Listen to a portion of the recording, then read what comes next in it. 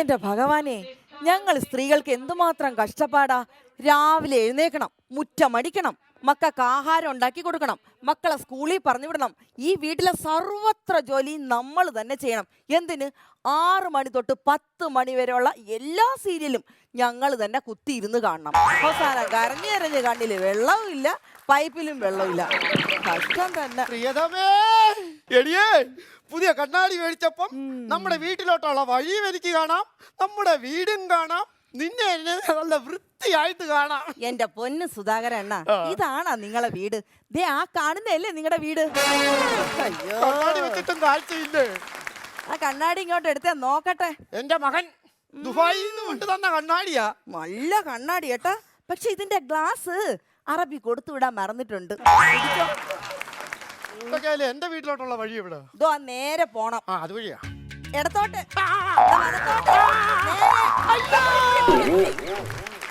അയാളെ കാര്യത്തിലൊരു തീരുമാനമായി. വരാത്തതെന്തേ ഇനിയും വരാത്തതെന്തേ.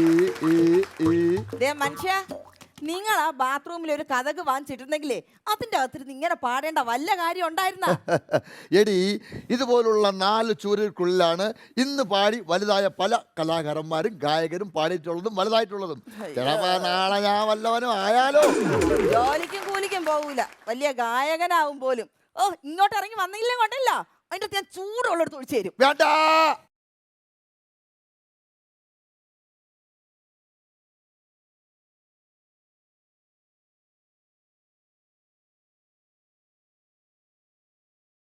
എന്നെ കൂടുതൽ നീ കളിയാക്കരുത്. എടി, ഇപ്രാവശ്യത്തെ ഉത്സവത്തിന് അമ്പല കമ്മിറ്റിക്കാർ എന്റെ ഒരു കച്ചേരി വേണമെന്ന് അങ്ങ് പറഞ്ഞിരിക്കുകയാണ്. അതിലും നല്ലതേ അവിടത്തെ സമൂഹ സദ്യക്കകത്ത് അല്പം വിഷം കലർത്തുന്നതല്ലേ. ദേ, ഉത്സവത്തിന് നിങ്ങൾ ആ പരിസരത്തെങ്ങാനും ഞാൻ കണ്ടോ എന്റെ സ്വഭാവം മാറും. എന്റെ സ്വഭാവം എന്തായിരിക്കും നിനക്ക്? എനിക്കേ അവിടെ താലപ്പൊലി ഉള്ളതാ. അപ്പൊ ഇപ്രാവശ്യത്തെ ഉത്സവത്തിനും ആനയടയും. ഒരു കാര്യം ചെയ്യും. ഇവിടെ ചായ ഒന്നുമില്ല. ഇവിടെ ചായ ഒന്നുമില്ല. ചായ ഇവിടെ ഒന്നും ഇല്ലാന്ന്. ചായ വേണ്ട, കഴിക്കാൻ എന്തെങ്കിലും ഉണ്ടാ? കഴിക്കാനും ഇല്ല ഇവിടെ ഒന്നും. എടി, നിന്റെ കൈ കൊണ്ട് വല്ല ഉണ്ടായി തന്ന് എനിക്ക് ചാവാൻ പറ്റുമോ തിന്ന്? ദേ, പാചകം എന്നൊക്കെ പറയണത് ഒരു കലയാണ് മനുഷ്യ. അത് ഓരോ സ്ത്രീകൾക്കും ഓരോ കൈപുണ്യമാണ്. ദേ, ആ ഇരിക്കുന്ന സുനിത ചേച്ചിക്ക് സാമ്പാർ ഉണ്ടാക്കുന്നതില്ല കൈപുണ്യം. ആ ഇരിക്കുന്ന ചന്ദ്രിക ചേച്ചിക്ക് അവിയൽ ഉണ്ടാക്കുന്നതില്ല കൈപുണ്യം. പിന്നെ എന്റെ കൈപുണ്യം എന്നൊക്കെ അയ്യോ, എന്റെ ഭാര്യയുടെ കൈപുണ്യം നിങ്ങളെക്കാളും മേലിലാണ്. എന്തെന്നറിയാവോ? എന്റെ ഭാര്യയെ കല്യാണം കഴിക്കുന്ന മുമ്പ് എനിക്ക് ഒരു പ്രശ്നവും ഇല്ലായിരുന്നു. കല്യാണം കഴിഞ്ഞതിന് ശേഷം എനിക്ക് കൊളസ്ട്രോള്, ഷുഗർ, BP, മൂത്രത്തിക്കല്ല്, വൃക്കൈക്കല്ല് എല്ലാം ഉണ്ടായി. അത്ര കൈപുണ്യാണ് എന്റെ ഭാര്യയ്ക്ക്. ചുമ്മാന്നും അല്ലല്ല, ഞാനല്ലേ ജോലി ചെയ്തിട്ട് നിങ്ങൾക്ക് മൂക്കുമുട്ട തിന്നാ കൊണ്ട് വരണത് ഇവിടെ. തോന്നുന്നു ഞാൻ കുടിച്ച് അടക്കണമെന്ന് വിചാരിക്കുമല്ലോ. ഇന്നലെ അടുക്കളക്കകത്ത് ഒരു ഫ്രിഡ്ജ് തുറന്ന് കുപ്പിയും വെള്ളം എടുത്തോണ്ട് പോയത് ഞാൻ കണ്ട്. ഇതാണ് ഈ പെണ്ണുങ്ങളെ കുഴപ്പം. എടി, ഞങ്ങൾ ആണുങ്ങൾ വൈകുന്നേരം വന്ന് ഫ്രിഡ്ജ് തുറന്ന് അതിൽ നിന്നൊരു കുപ്പി വെള്ളം എടുത്ത് ഒരു ഗ്ലാസ്സും എടുത്ത് നെല്ലിക്ക അച്ചാർ എടുത്തോണ്ട് പറമ്പിൽ പോണത് വെള്ളം അടിക്കാനാണ്. അല്ലണ്ണ, നെല്ലിക്ക തളം വെച്ച് കുളിക്കാൻ. എവിടെ പോണ്? ഞാനാണ് ഭയങ്കര തലവേദന, ഒരു ഗുളിക വാങ്ങിച്ചോണ്ട്. ചേട്ടാ, തലവേദനയുടെ ഗുളിക വാങ്ങിച്ചോണ്ട് വരുമ്പോഴേ ഒരു സെറ്റ് പല്ലും കൂടെ വാങ്ങിച്ചോണ്ട് വരും ചേട്ടാ. ഇവിടെ എങ്ങാനും ഇന്നലെ പോലെ കുടിച്ചോണ്ട് വന്ന നിങ്ങൾ 32 പല്ലിന് ഒരു തീരുമാനം ഉണ്ടാക്കും ഞാൻ. ഫോണ് പോലും എന്തിങ്ങനെ നിൽക്കുന്നത്? ഇവിടത്തെ ഇന്ത്യ സർവേ അനുസരിച്ച് നമ്മുടെ കേരളത്തിലാണ് ഏറ്റവും കൂടുതൽ കുടിയന്മാരുള്ളത്. നിങ്ങളെപ്പോലുള്ള കുടിയന്മാര് എന്ന് കുടി നിർത്തണോ അന്നേ ഈ കേരളം നന്നാവുള്ളൂ. എടി, വാട്സപ്പിലും ഫേസ്ബുക്കിലും വന്ന സാധനങ്ങൾ സർവേ ഒന്നും പറഞ്ഞ് നിൽക്കരുത്. എടി, ഇവിടെ ഇന്ത്യയിൽ ഏറ്റവും കൂടുതൽ ആഘോഷങ്ങൾ അനാവശ്യത്തിനും ആവശ്യത്തിനും നടക്കുന്നത് നമ്മുടെ കേരളത്തിലാണ്. നമ്മളെ കുടിയന്മാരെ കുടിച്ചു പോകും ആഘോഷം ഉണ്ടെങ്കിൽ കേട്ടാ. കുറെ കുടിക്കും, ഇനി വൃത്തിയാ കുടിക്കും. സർക്കാരെ മദ്യത്തിനൊക്കെ വില കൂട്ടി തുടങ്ങി. എടി, 500-ന്റെ ഫുള്ള് 5000 രൂപ ആയാലും ഞങ്ങളെ കുടിയന്മാരെ കുടിച്ചിരിക്കും. നിനക്കൊരു കാര്യം അറിയാവോ? ധീരന്മാർക്കൊരിക്കലും തോറ്റ ചരിത്രമില്ല. അമരേന്ദ്ര ബാഹുബലി. ഈ കണക്കിന് പോണെങ്കിലേ അടുത്ത കർക്കിടക വാവിന് നമ്മളെ പിള്ളേര് നിങ്ങൾക്ക് ബലിയിടേണ്ടി വരും. മനുഷ്യ, എന്റെ ഇത്രയും നീളമുള്ള കഴുത്തി കിടന്ന മാല നിങ്ങൾ പണയം വെച്ച് കുടിച്ചില്ലേ മനുഷ്യ? നിന്റെ മാല ഞാൻ പണയം വെച്ച് കുടിച്ചില്ല. നിങ്ങൾ എന്റെ മാല പണയം വെച്ച് കുടിച്ചു. എടി, നിന്റെ മാല പണയം വെച്ചാണ് ഞാൻ കുടിച്ചത്, വിറ്റല്ലേ കുടിച്ചത്. പണയം വെച്ചാ പലിശ നിന്റെ അച്ഛൻ അടയ്ക്കോ? കാക്കാ ഇല്ല കാക്ക, കാക്ക കാണാൻ ഞാൻ വരും. കാക്ക ഞാൻ ഇവിടെ അടുത്തൊരു വീട് വരെ പോവാണ്. ആ ഇല്ല കാക്ക ഞാൻ കണ്ടിട്ടേ പോവുള്ളൂ. ശരിയാക്ക. ഓക്കെ കാക്ക. ഓക്കെ. നാടിന്റെ ഓരോ ടെക്നോളജിയും വളർച്ചയും കാക്കകൾക്ക് ഒരേ മൊബൈൽ ഫോൺ. അതെ, ഈ കാക്ക പറക്കുമ്പോ ഹെഡ്സെറ്റ് ഉപയോഗിച്ച് തന്നെയാ പറക്കണത്. ഏത് കാക്ക? അല്ല മറ്റേ പറക്കണാകി എടാ പറക്കുന്ന കാക്കയുടെ കാര്യമല്ല പറഞ്ഞെ. ജനങ്ങളെ പറപ്പിക്കുന്ന ഒരു കാക്ക അറിയാവോ? പലിശക്കാരൻ കാക്ക. അയ്യോ ഞാൻ നീ കാശ് കൊടുക്കണ്ട. നീ കാശ് കൊടുക്കുന്ന കാര്യം പറഞ്ഞപ്പോഴേ പെങ്ങളെ, ഇവൻ എന്റെ കൂട്ടുകാരനായോണ്ട് ഇത്ര നാൾ ഞാൻ ചോദിക്കാഞ്ഞത്. അപ്പൊ ആ മറ്റേ വാടക പലിശ ഉണ്ടല്ലോ, അതിന് തരണം. തരാം, താമസിക്കാതെ തരാം പ്ലീസ്. അയ്യോ നീ താമസിക്കാതെ തരണ്ട, നീ താമസിച്ചാണ്ട് ഇങ്ങനെ തന്നാ മതി. എന്റെ സഹോദരൻ ഇന്ന് തന്നെ ഗൾഫിൽ പോകുന്നുണ്ട്. അവിടെ പോയ ഉടൻ തന്നെ ഇങ്ങേരെ അങ്ങോട്ട് കൊണ്ടുപോകണം. അതുവരെ അണ്ണ ക്ഷമിക്കണം നമ്മളെ കാര്യത്തിൽ. ഗൾഫിലൊക്കെ പോവാ.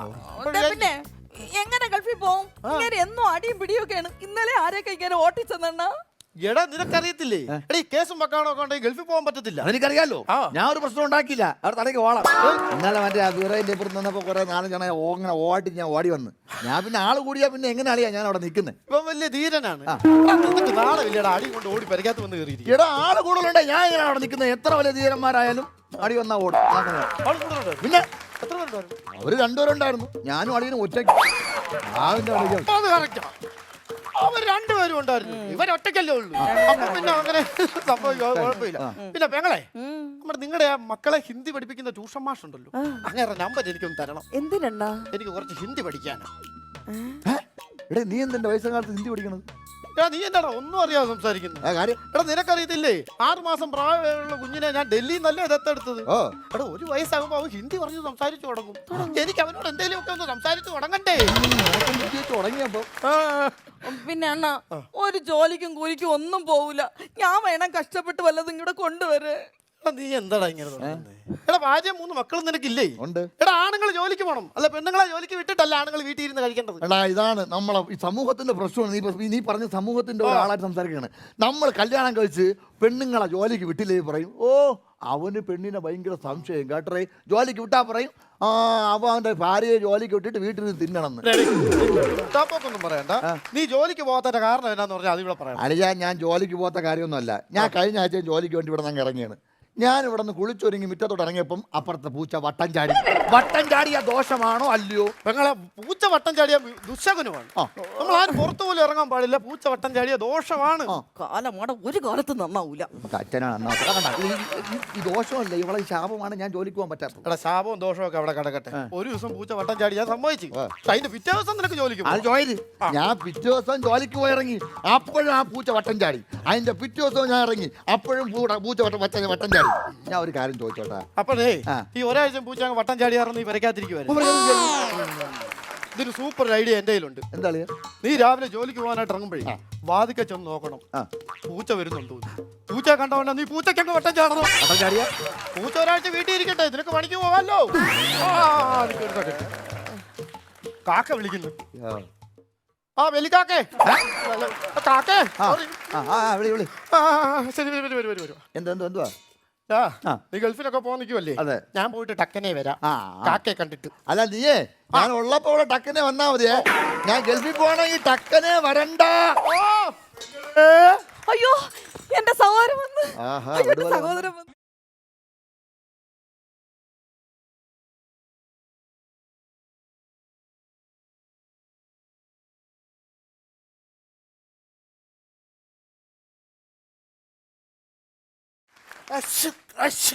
അതെന്തിനാ അടിച്ചത്? അല്ലയാ ഞാൻ ആരോടെങ്കിലും സംസാരിക്കുന്നതിന് മുമ്പ് വായിക്കകത്ത് സ്പ്രേ അടിക്കും. അതടിക്കുന്നതല്ലയാ, ഇല്ലേ നാട്ടുകാർ നിന്നെ അടിക്കും.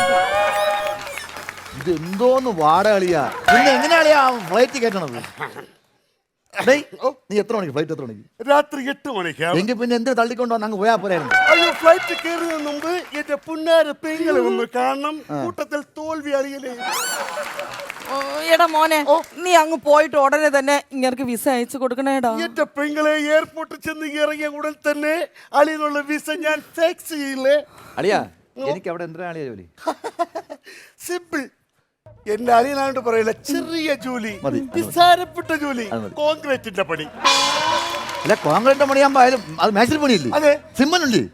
സിമ്മന്റ് ഇട്ട് എന്റെ കയ്യിൽ ഇടാൻ പറ്റൂല, എനിക്ക് അലർജിയാണ്. വേറെ ഏതെങ്കിലും പണി? സിമ്പിൾ പണിയുണ്ട്. പെയിന്റ് അടി. മതി അതാകുമ്പോ തേപ്പാണല്ലോ അയക്കാൻ മതി. പേപ്പറിലേക്ക് മനസ്സിലായി. പക്ഷേ അളിയ 50 നില കെട്ടിടത്തിന്റെ മുകളിൽ ഊഞ്ഞാല് പോലെ കെട്ടിക്കിടന്നാണ് ഈ പെയിന്റ് അടിക്കേണ്ടത്. എന്റെ പൊന്നളിയാ കെട്ടിടത്തിന്റെ മേളിലൊക്കെ എങ്ങനെ അളിയാ ഞാൻ അങ്ങനെ അത് ഊഞ്ഞാലാട് ഒരു കാര്യം ചെറിയ ഞാൻ ഊഞ്ഞാലാടി തന്നെ അടിക്കണമെന്ന് അളിയ നിർബന്ധം ഉണ്ടെങ്കിൽ അവിടുത്തെ 2 പനയിൽ ഒരു ഊഞ്ഞാലെടുത്താ ഞാൻ അങ്ങനെ ആടി അടിച്ചാ പോരെ. അപ്പൊ അളിയൻ ആടുന്നതാണ് ഇഷ്ടം അല്ലേ? അല്ല വേറെ ഏത് വേക്കൻസി ഉള്ളൂ നല്ല സിമ്പിൾ ഒരു വേക്കൻസി ഉണ്ട്, ഒരു അറബിയുടെ വേക്കൻസി. ആക്കിയതാ അളിയനോട് എന്തൊരു ജോലി? ചുമ്മാ അങ്ങോട്ടും ഇല്ലാണ്ട് ഇങ്ങനെ നടക്കും, വെറുതെ നടക്കും. ചൂട് കാറ്റ് വരുമ്പോ ഞാൻ വീശും, ഇങ്ങനെ നടക്കും. പിന്നെ ഈത്തപ്പഴം പറിക്കും, പാലിലിടും, കുടിക്കും. ഈത്തപ്പഴം പറിക്കും, പാലിലിടും, ഞാൻ കുടിക്കും. ആര് കുടിക്കുമെന്ന്? അറബി കുടിക്കും. അല്ല അവിടെ ഈത്തപ്പനയൊക്കെ ഒരുപാടുണ്ട് അളിയാ. അയ്യോ കണ്ടെത്താ ദൂരത്തല്ലേ ഈത്തപ്പന. പെട്ടിന്ന് കാലെടുക്കും, അവിടെ കണ്ടെത്താ ദൂരത്താണ് നമ്മുടെ ഈ ഈത്തപ്പനകൾ വരുന്നത്. അപ്പൊ ഈ പനക്കേറ്റാണ് ജോലി അളിയന്. പനിയിൽ നമ്മൾ കയറട്ടെ. ഈ പനിയിൽ ഒരു പ്രത്യേക മെഷീൻ വെക്കും, അതിൽ ചവിട്ടും കയറും, ചവിട്ടും കയറും. നമ്മുടെ നാട്ടിൽ അതിൽ തെങ്ങേറ്റോന്നാണ് പറയണത്.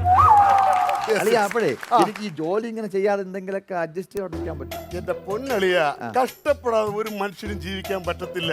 അത് പറയാൻ വേണ്ടി കൂടി ഞാൻ ചേട്ടൻ വന്നത്. അളിയ അളിയന് 3 പെൺമക്കളല്ലേ, ആ പെൺകുട്ടികളെ കെട്ടിച്ചു വിടണ്ടേ? അപ്പൊ അളിയന് വല്ല ഉത്തരവാദിത്വം ഇവിടെ. പറഞ്ഞുകൊട്. ഇവള് മൈക്ക് കെട്ടി വെച്ചാണ് നാട്ടുകാർക്ക് പറഞ്ഞത്. വെളിയിറങ്ങാൻ പറ്റില്ല. എല്ലാവരും ഉത്തരവാദിത്വം ഉണ്ടാ ചോദിക്കുന്നത്. അളിയാ ഞാൻ ഗൾഫിലും വരുന്നില്ല, ഒരിടത്തും വരുന്നില്ല. ഞാനൊരു ബിസിനസ് സ്റ്റാർട്ട് ചെയ്യാൻ വേണ്ടി പോവുകയാണ്. എന്ത് ബിസിനസ്?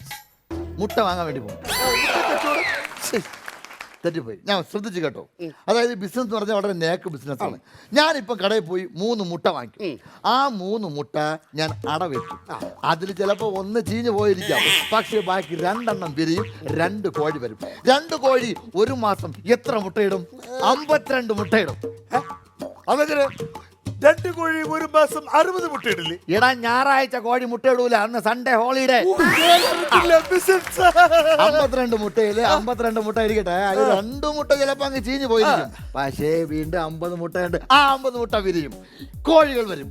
ആ 50 കോഴി വീണ്ടും മുട്ടയിടും, ഞാൻ വീണ്ടും 50 500 500 1000 1000 1500 ഈ സമയത്ത് നമ്മൾ ആദ്യമില്ല കോഴിയില്ലേ 2 എണ്ണം, അത് ഇട്ടോണ്ടിരിക്കുന്ന കോഴിയില്, അതാണ് നമ്മളെ മൂലധനം.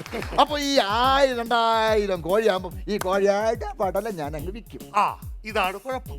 അളിയന്റെ കുഴപ്പം ഇതാണ്.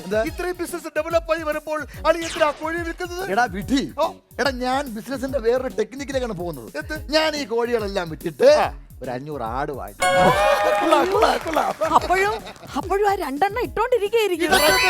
നമ്മുടെ മൂലധനം. അപ്പൊ ഈ 500 ആട് പ്രസവിച്ച് പാലൊക്കെ കറന്ന് 500 1000 2000 ആകുമ്പോ നമ്മൾ ഒരുപാട് സ്ഥലമൊക്കെ വാങ്ങിച്ച് പണങ്ങളൊക്കെ ആയി, അക്കൗണ്ടിലൊക്കെ പൈസയൊക്കെ ആയി കേട്ടാ. ഈ 2000 ആടിനെ അടപടല ഞാൻ അങ്ങ് വിൽക്കും. ഇതാണ് അളിയന്റെ കുഴപ്പം. അളിന് എന്ത് തുടങ്ങിയാലും ഉടനെ വിൽക്കുക, കള്ളു കുടിക്കാതെ വെച്ചിട്ടാ. അളിയാ നിനക്ക് ബുദ്ധിപരമായ ചിന്തയില്ല, ടെക്നിക്കില്ല. എന്റെ 3 മക്കളെ കെട്ടിക്കണം, എനിക്ക് സ്വത്തുക്കൾ വേണം. ഞാൻ ഈ 2000 ആടിനെ വിറ്റിട്ട് വാങ്ങാൻ പോകുന്നറിയാമോ? പശുക്കൾ. പശു 500 പശു വാങ്ങി ഞാൻ. അപ്പോഴും ആ 2 കോഴി ഇട്ടോണ്ടിരിക്കും. അതിടണമല്ലോ. അപ്പോ ഈ 500 പശു ദിവസം നമുക്കൊരു 500 ലിറ്റർ പാല് തരണമെന്ന് വെച്ചോ. 500 ലിറ്റർ പാല് ദിവസം തരണമെന്ന് വെച്ചോ. എടി 500 ലിറ്റർ പാല് ദിവസം തരുമ്പോ അതിന്റെ കണക്കും കാര്യങ്ങളൊക്കെ നോക്കാൻ എനിക്ക് അറിഞ്ഞോടാ, എനിക്കറിയാമോ? നമുക്ക് നല്ലൊരു മാനേജർ വെക്കണം. വേണം. നിന്റെ പരിചയത്തെ ആരും കൊണ്ടടി?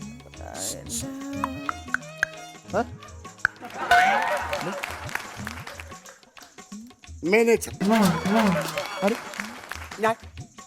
മാനേജർ അടി അത് പറ്റൂലടിയാ. എന്നറിയാമോ, ഈ ഗൾഫിൽ പോണാൻ വേണ്ടി നിൽക്കുന്ന അവിടെ പോയി ആരളിയാ വെയില് കൊള്ളുന്നു. ഈ കണക്കുകാർ കൃത്യമായി നോക്കട്ടെ. ഞാനാണ് മാനേജർ. അല്ല അത് ശരിയാവും, ഞാനാണ് മാനേജർ. അല്ല അളിയും ശരിയാവത്തില്ല. അളിയും ഇപ്പൊ അങ്ങ് ഗൾഫിൽ പോകാൻ വേണ്ടിയിരിക്കുമ്പോ അറബിയൊക്കെ വിളിച്ച് ചോദിക്കില്ല. ഞാൻ അങ്ങോട്ട് തിരിച്ചു വരുന്നില്ല എന്ന് അറബിയോട് പറഞ്ഞതാ. അതല്ലേ എന്നാൽ നിന്റെ എന്റെ അനിയ മതി. പെങ്ങള് ഞാനല്ലേ ഗൾഫിൽ പോണോ അതോ പോയാ നിന്നെ ഞാൻ മടൽ വെട്ടി അടിക്കും. അളിയാ പെൺബുദ്ധി നീ കേൾക്കരുത്. ഞാൻ ശ്രദ്ധിച്ചു കേട്ടോ. അളിയ ടിക്കറ്റ് ഒക്കെ എടുത്ത് വെച്ചേക്കാണ്. അളി ഗൾഫിൽ പോ, ഞാൻ പിന്നെ അറിയിക്കാം. ഇത്രയും വലിയ ബിസിനസ് വരുമ്പോൾ എന്തിനളിയാ ടിക്കറ്റ്? കളടാ മാനേജർ അപ്പോയിന്റ്മെന്റ് തരും. കൊടു കൊടു. ഓക്കെ, അപ്പൊ ഈ 500 ലിറ്റർ പാലുണ്ട്, അതില് 400 ലിറ്റർ പാല് നമ്മള് സൊസൈറ്റി കൊടുക്കും. സൊസൈറ്റി കൊടുക്കും. കൊടുത്തേ അപ്പോഴും ആ 2 എണ്ണം ഇട്ടോണ്ടിരിക്കുക. അത് ഇടണം, അതിട്ട് അതാണ് നമ്മുടെ മൂലധനം. അപ്പൊ ബാക്കി 100 ലിറ്റർ ഉണ്ട്. ആ 100 ലിറ്ററില് 25 ലിറ്റർ ഞാൻ എന്റെ ചക്കരയെ കൂടി, കാരണം അവള് ക്ഷീണിക്കും, ഞാൻ ക്ഷീണിക്കും, ഒരുപാട് സ്ഥലങ്ങളെ നോക്കാനുള്ളത്. പോയിട്ട് ബാക്കി 25 ലിറ്റർ ഉണ്ട്. ആ 25 ലിറ്ററിൽ 100-ൽ 25 പോയാൽ ബാക്കി 75, അതിന് 25 എടുക്കുമ്പോ ആ 25 നമുക്ക് ഓടയിൽ ഒഴുക്കി വിടാം. നിങ്ങൾ ഒത്തിരി ഓടയിലൊക്കെ ഒഴുക്കി കളയണം. എടി അതുവഴി പോണ പട്ടിയാ പൂച്ചയെ നക്കി കുടിക്കട്ടെന്ന്. അല്ലയോ കണ്ട പട്ടിയും പൂച്ചയൊക്കെ കുടിക്കുന്നു. ഈ മാനേജറായി എനിക്കൊരു ഗ്ലാസ് പാലില്ലേ അളിയാ?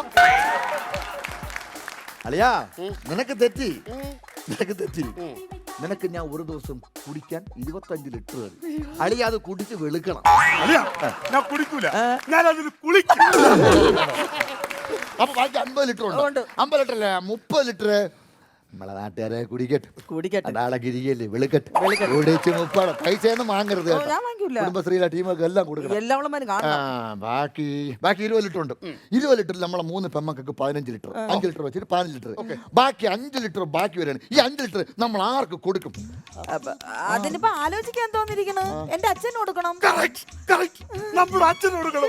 പെങ്ങളെ എയർപോർട്ടിൽ എന്നെ വിളിക്കാൻ വന്നപ്പോ 2 മുട്ട് വേദനിച്ച് നടു വളഞ്ഞ് ജയിക്കല പാവ എന്റെ അച്ഛൻ വവ്വാലെടുത്തിലേക്ക്. അയ്യോ കരയില്ല. അളിയാ എന്റെ അച്ഛന് കൊടുക്കാം. എന്റെ അച്ഛന് കൊടുക്കാം. എന്റെ അച്ഛന് 5 ലിറ്റർ ആർക്ക് കൊടുക്കും? എന്റെ അച്ഛന്, നമ്മളച്ഛന്. എന്റെ അച്ഛന് 5 ലിറ്റർ. 5 ലിറ്റർ ഞാൻ ഇത്ര കഷ്ടപ്പെട്ട് ബുദ്ധിമുട്ടി എന്നൊക്കെ കറന്ന് ഇത്രയൊക്കെ ആൾക്കാരൊക്കെ ഫ്രീ ആയിട്ട് കൊടുത്തിട്ട് നിന്റെ അച്ഛന് ഞാൻ 5 ലിറ്റർ കൊടുക്കണം. ആ പഴുതാരക്ക് ഞാൻ 5 ലിറ്റർ കൊടുക്കും. നിന്റെ തന്തയ്ക്ക് പാലല്ലടി, ഞാൻ പാശാളം കൊടുക്കോടി. നമ്മുടെ അച്ഛനെ കുറ്റം പറഞ്ഞ എന്റെ അച്ഛന് 5 ലിറ്റർ പാൽ കൊടുത്തേ പറ്റൂ.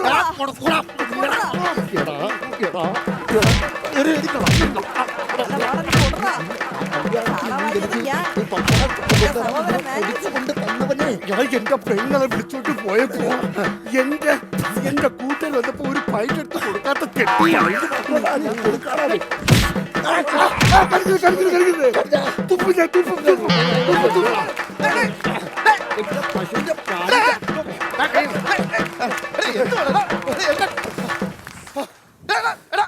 എന്താ കാര്യം? നിങ്ങൾ അളിയന്മാരിങ്ങനെ ശത്രുവാണ്, ശത്രു.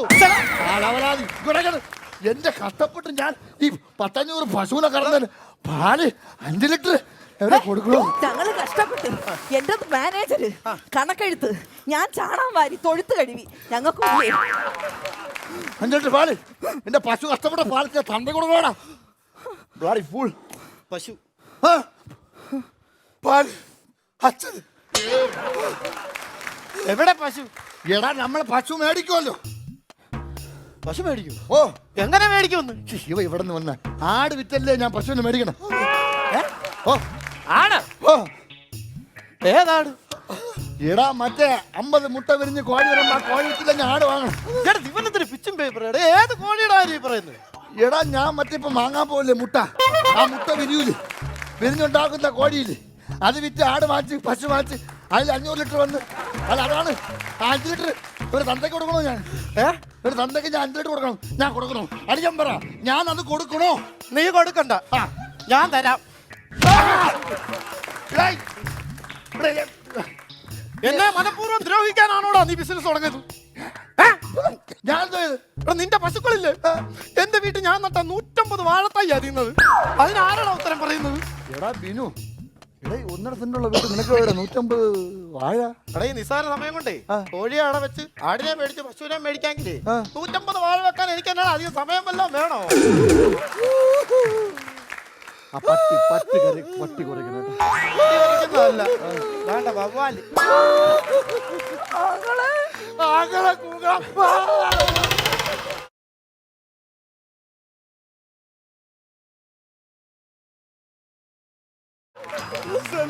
പൊട്ടിച്ച് ഫ്ലൈറ്റ് കയറാൻ പറ്റൂ? പറ്റല്ലേ? അതെന്താ? ഞാനൊക്കെ തിരിച്ചു ചെല്ലട്ടെ എന്ന്. ഞാനിനി എന്ത് ചെയ്യും? 10 രൂപയുണ്ട്. 10 രൂപ ഫ്ലൈറ്റിൽ പോകാൻ പറ്റുമോ? ഫ്ലൈറ്റിൽ പോകാൻ പറ്റത്തില്ല. ഇല്ലേ? 10 രൂപ കൊണ്ട് കടയിൽ പോയി 2 മുട്ട വാങ്ങണം. എന്നിട്ട് അളിയനെ അളിയാൻ അതിന്റെ മണ്ടയ്ക്ക് കയറി ഇന്ന് വിരിയിക്കണം. മനസ്സിലായോ? ഇവന്റെ അറബിയേ അല്ല എന്താണ് പറഞ്ഞേ? ഞാൻ അറബിയോട് പറയുമായിരുന്നു എന്താണെന്ന്? ഇവന്റെ ജീവിതം പട്ടിയാക്കിയെന്ന്. അയ്യോ, അപ്പൊ ആ മറ്റേ 2 മുട്ട ഇട്ടോണ്ടിരിക്കും.